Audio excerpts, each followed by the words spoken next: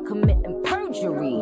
I got before and after pictures of your surgery. I took you to her doc, but you don't look like rock.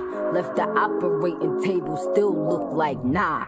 So obviously, Remy took shots at Nicki Minaj for her plastic surgery. Her response is, well, you've also had plastic surgery and you still look like nah, is what she's saying in that part of the verse. She also says that she's never signed a 360, and she says that Jay has never cleared his verse for her album. Well, I think that when you live in a glass plastic surgeon's office, you shouldn't throw stones. I don't see how that's an insult. Making an accusation like that towards Remy is like Frank Ocean clowning somebody for being gay, or me clowning somebody for getting punched on camera and running. You know how many before and after surgery pics Nicki Minaj got online? Now, if Nicki had ever addressed her surgery and said, yes, I did get plastic surgery, that's a different story. But being the fact that she's never addressed it and then she's throwing shots at Remy for that, that's weak.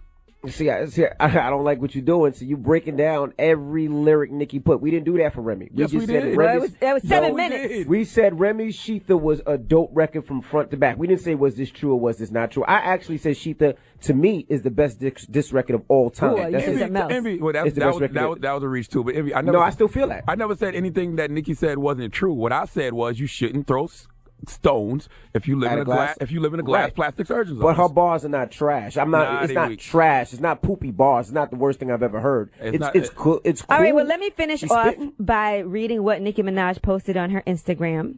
She went on Instagram and she said, Young Money, to the death of me, committing perjury. I got before and after pictures of your surgery.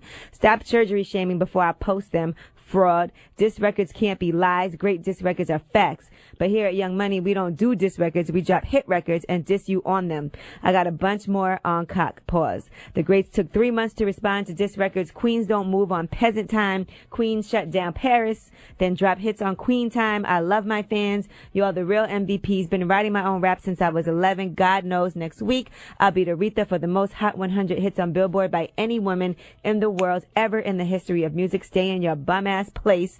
Jealousy gets you nowhere. Love to all my bad bees. Now I got a countdown of my own fortune. Now you got 72 hours to drop a hit, and I'll give you $500,000 if you can book any show or interview without mentioning the Queen name. On another note, my album is nothing but waves. LOL, my babies. You're gonna get your complete life. Love you guys so